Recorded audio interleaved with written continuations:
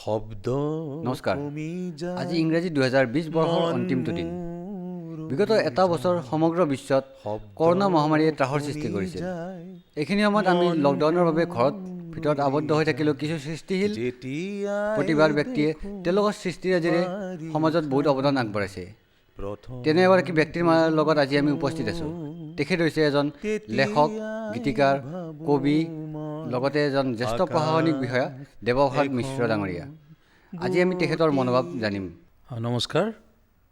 Headlines ব্ৰিফৰ জৰিয়তে আপোনালোকৰ জৰিয়তে মই সমূহ শ্ৰোতা দৰ্শকক মোৰ ব্যক্তিগত তৰফৰ পৰা আৰু মোৰ পৰিয়াল, মোৰ প্ৰিয় পৰিজনৰ তৰফৰ পৰা আগন্তুক নতুন বছৰৰ শুভেচ্ছা জনালোঁ। আৰু হয়, আপুনি ঠিকেই কৈছে, বিগত বছৰটো আমাৰ আটাইৰ কাৰণে এটা প্ৰত্যাহ্বানৰ বছৰ আছিল। আৰু এই বছৰটোত আমাৰ মহামাৰীয়ে যিধৰণে আমাক গোটেই পৃথিৱীখন গ্ৰাস কৰি পেলাইছিল, তাৰ এটা ত্ৰাসৰ সৃষ্টি কৰিছিল। কিন্তু কৰিছিল যদিও নিশ্চয় আপোনালোকে মোৰ সৈতে একমত হ'ব, মানৱ সভ্যতাটো এই ধৰণৰ এক সভ্যতা যে মানৱ সভ্যতাত পৃথিৱীত বিভিন্ন সময়ত বিভিন্ন ধৰণৰ এনেকুৱা ধৰণৰ প্ৰত্যাহ্বান আহিছে, কিন্তু প্ৰত্যাহ্বানৰ ঊৰ্ধত কিন্তু মানৱ জাতি উঠিবলৈ সক্ষম হৈছে। আৰু সেইধৰণে আজি আমি বছৰটোৰ শেষত এটা শুভ ইংগিতৰ ফালে আমি দেখিছোঁ আৰু শুভ এটা দিশৰ ফালে আমি আগবাঢ়িছোঁ, য'ত আমি দেখিছোঁ যে হয়তো আমি এনে এটা পৰ্যায় পাইছোঁ, আমাৰ বৈজ্ঞানিকসকল, আপোনাৰ অক্লান্ত আমাৰ স্বাস্থ্য কৰ্মীসকল, বিশেষজ্ঞসকল, চিকিৎসকসকল আৰু সমাজৰ বিভিন্ন অংগই আৰু এইটো একত্ৰিতভাৱে আৰু দেখিব যে আপোনালোকে সমাজৰ বিভিন্ন ধৰণৰ যি অংগ আছে আমাৰ আটাইবোৰ অংগ একত্ৰিতভাৱে এই প্ৰত্যাহ্বানটো আমি স্বীকাৰ কৰিছিলোঁ আৰু তাৰ লগত আমি সংঘৰ্ষত লিপ্ত হৈছোঁ। আজি এনেকুৱা এটা পৰিস্থিতিত আমি হয়তো উপনীত হৈছোঁ, য'ত আমি এটা ইতিবাচক আমি দিশ এটা পাইছোঁ। হয়তো তাৰ পৰা আমি এই প্ৰত্যাহ্বানটোৰ পৰা আমি তাৰ ঊৰ্ধত উঠিবলৈ হয়তো সক্ষম হৈছোঁ বুলি ক'ব পাৰি। এনেকুৱা এটা সময়ত অৱশ্যে এইটোও সঁচা কথা যে যেতিয়া প্ৰত্যাহ্বান আহিল, যেতিয়া লকডাউন আহিল, আমি আটাইবোৰে ঘৰৰ ভিতৰতে নিজৰ এটা সীমাবদ্ধতাৰ ভিতৰত আমি আটক হৈ থাকিবলগীয়া অৱস্থা হ'ল। তেনেকুৱা অৱস্থাত মানুহে বিভিন্ন ধৰণে, যিটোক ইংৰাজীত কয় কোপিং মেকানিজিম, বিভিন্ন ধৰণে এই পৰিস্থিতিৰ লগত মোকাবিলা কৰিবলৈ বা এটা অভিযোজন কৰিবলৈ চেষ্টা চলাইছে। যিসকল সৃষ্টিশীল ব্যক্তি, সেইসকল ব্যক্তিয়ে হয়তো তেখেতসকলৰ সৃষ্টিশীল মনৰ জৰিয়তে বিভিন্ন ধৰণৰ নতুন আৰু নব্য সৃষ্টিৰাজি আমাৰ হাতত তুলি দিছে। আৰু সাহিত্যৰ যিখন ভঁৰাল, সংগীতৰ যিখন ভঁৰাল আৰু বিভিন্ন ধৰণৰ আমাৰ লোককৃষ্টিৰ ভঁৰাল, এই ভঁৰাল চহকী হৈ উঠিছে। আৰু ক'ৰবাত এইটোও বৰ ইতিবাচক দিশ যে এইসকল ব্যক্তিয়ে ক'ৰবাত ইণ্টাৰনেটৰ যোগেদি, ভাৰ্চুৱেল বুলি যিটো কয়, ভাৰ্চুৱেল ৱৰ্ল্ডৰ যোগেদি, ডিজিটেল ৱৰ্ল্ডৰ যোগেদি বিভিন্ন ধৰণৰ ল'ৰা ছোৱালীৰ লগত, সৰু সৰু নতুন প্ৰজন্মৰ ল'ৰা ছোৱালীবিলাকৰ লগত যোগাযোগ ৰাখি তেওঁলোককো এই সৃষ্টিশীল কৰ্মত নিজকে নিয়োজিত কৰিবলৈ এটা ব্যৱস্থা কৰিছে। ফলত ল'ৰা ছোৱালীবিলাকো, নতুন প্ৰজন্মৰো এটা সৃষ্টিশীল কৰ্মৰ প্ৰতি এটা ধাউতি বাঢ়িছে। আৰু এই গোটেই কথাটোতে এটা বস্তু বৰ সুন্দৰকৈ সূচাইছে যে যি ধৰণৰ প্ৰত্যাহ্বানে আমাৰ সন্মুখত নাহক কিয়, আমি তাৰ ঊৰ্ধত উঠিবলৈ চেষ্টা কৰিবই লাগিব। আৰু সামগ্ৰিকভাৱে মানৱ সভ্যতা, সামগ্ৰিকভাৱে আমি আটাইবোৰে মিলি তাক এটা স্বীকাৰ কৰি লৈ তাৰ ঊৰ্ধত উঠিবলৈ আমি নিশ্চয় চেষ্টা কৰিব লাগিব। ব্যক্তিগতভাৱে ময়ো এই গোটেই ঘটনাটোৰ এজন ভুক্তভোগী। আৰু ভুক্তভোগী হৈ মই ৰোগতো আক্ৰান্ত হ'লোঁ।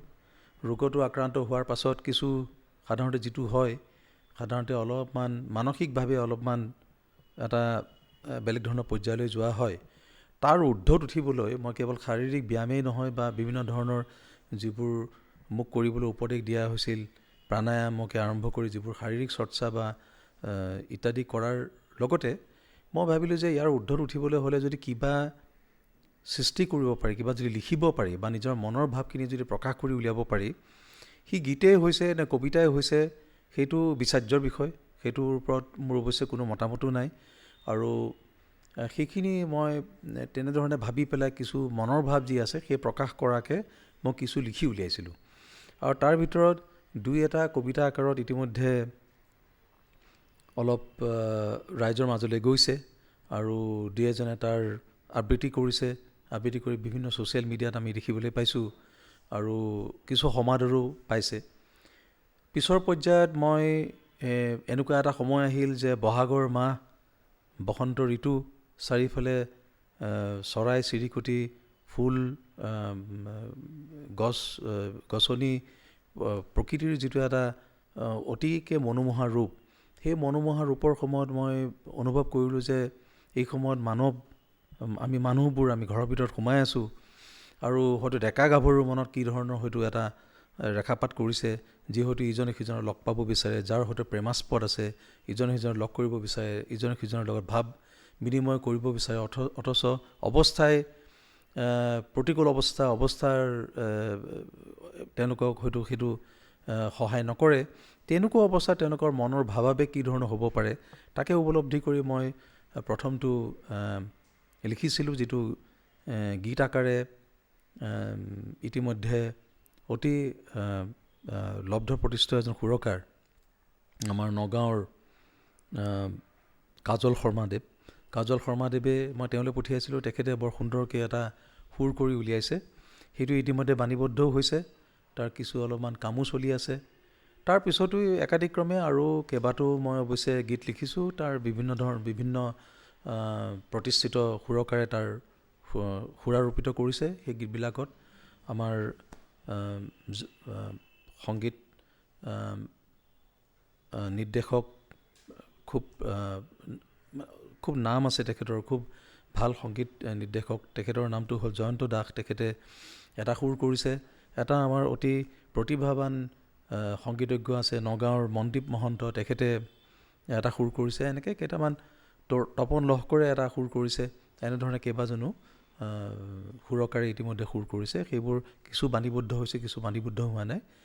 তেনেকুৱা অৱস্থাত কিছু কৰি উলিয়াবলৈ চেষ্টা কৰিছোঁ এইকাৰণে যে সেই সময়ত আচলতে অন্য কথা একোৱেই নাই, যে নিজেই যিটো এটা নেতিবাচক এটা চিন্তাধাৰা বা নেতিবাচক এটা মনাৱস্থাৰ মাজত যিটো সোমাই পৰিছিলোঁ, তাৰ পৰা নিজকে উলিয়াই আনিবলৈ আচলতে সেই এটা মোৰ প্ৰচেষ্টা আছিল।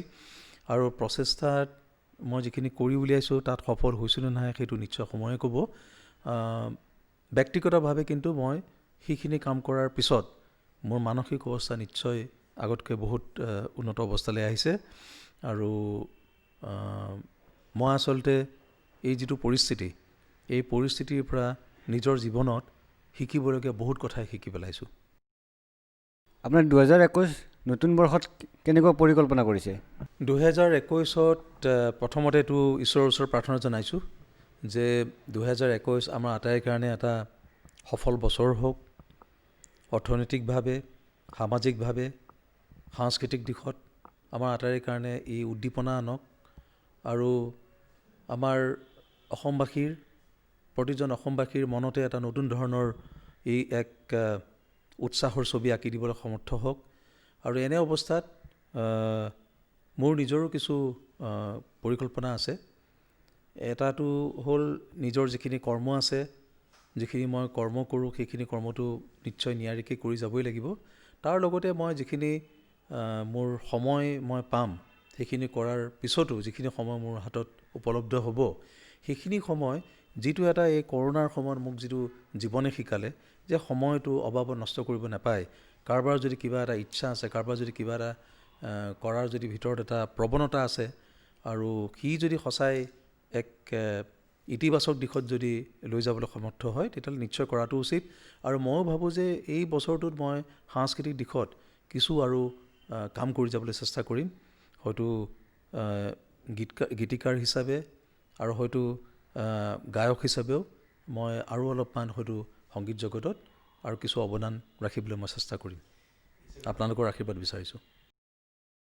এই চেগতে আপোনাৰ এটি গানৰ কলি আমি শুনিব বিচাৰোঁ।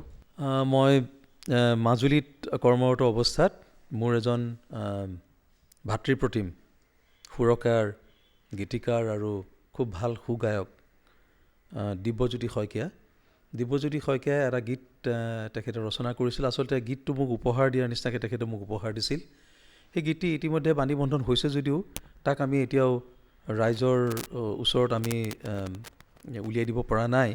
হয়তো এই কৰোণাৰ কাৰণে হয়তো আমাৰ কিছু অলপমান বাধা জন্মিল, কিন্তু ইয়াৰ পিছত আমি নিশ্চয় সেইটো উলিয়াই দিবলৈ চেষ্টা কৰিম। তাৰ মই এটা শাৰী বা দুটা শাৰী মই আপোনালোকক গাই শুনাব বিচাৰিছোঁ। শব্দ পমি যায়, মন মোৰ উৰি যায়, শব্দ পমি যায়, মন মোৰ উৰি যায়, যেতিয়াই দেখোঁ বাৰিষা প্ৰথম বৰষুণ, তেতিয়াই ভাবোঁ মই আকাশ এখন বুৱতী নৈ, আকাশ এখন বুৱতী নৈ।